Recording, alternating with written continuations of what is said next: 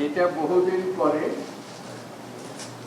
আমরা নতুন যাত্রা শুরু করলাম। 3 মাস লেগেছে আমাদের, এই সরকার আসার পর থেকে এটার পেছনে লেগেছে। আমাদের দুজনের মধ্যে প্রতিযোগিতা হচ্ছিল আসিফ নজরুল আর আমার মধ্যে, কে এটা তাড়াতাড়ি করাইতে পারে।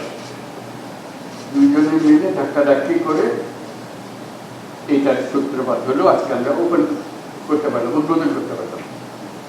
আসিফ নজরুলের জন্য আমরা একটা জোরে হাততালি দিয়ে বললাম। এটার প্রধান কারণ দুজনেরই, যেটা প্রধান অনুভব করেছে আসা যাওয়ার পথে, এই বিমানবন্দরটা আমাদের সবার ব্যবহার করতে হয়, আমাকেও প্রায় আসা যাওয়া করতে হয়।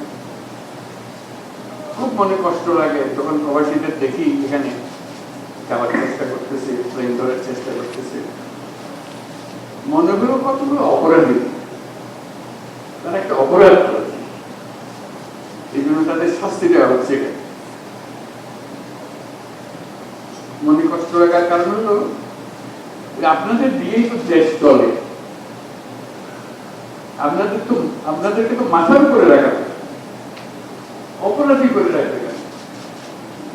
এরকম ভাবখানায় যে তোমরা নিজেদের টাকা রোজগার করতেছো, তোমাদের ব্যাপার, আমাদের দিয়ে তাতে। অথচ টাকা যেটা রোজগার করছে এটা বাংলাদেশের জন্য রোজগার করতেছে, বাংলাদেশে আসছে। আপনারা কষ্ট করে টাকাটা রোজগার করে আনেন, দুর্ভাগ্য হলো দেশের এই টাকা আরেকজনের পাচার করে এইটাই হলো আমাদের। সেটার দিকেও আমাদের খেয়াল রাখতে হবে, আপনাদের টাকা যেন দেশের কাজে লাগে, যে টাকা আপনারা রোজগার করেন। আপনাদের যে প্রাপ্য, যে সম্মান, সেই সম্মানটুকু যেন জাতি দিতে পারে, সেই সম্মানটুকু দেওয়ার জন্য আজকে প্রথম পদক্ষেপ হল। আমরা আশা করি আরো বহু রকমের পদক্ষেপ নেওয়া হবে, যাতে করে আপনারা এখানে এসে মনে করবেন আপনি সব বাড়িতে আছেন, জাতি সবাই আপনাদের দেখভাল করতেছে, সবাই আপনাদের সেবা শুশ্রূষা করতেছে। আপনার জন্য কোথায় যেতে হবে, কি করতে হবে, হারিয়ে যেতে হবে না। আপনি নিশ্চিন্ত মনে বসে থাকবেন, আপনার প্লেন এখানে সেখানে আপনাকে নিয়ে যাবে। অর্থাৎ আপনি এখানে মেহমানের মতো থাকবেন,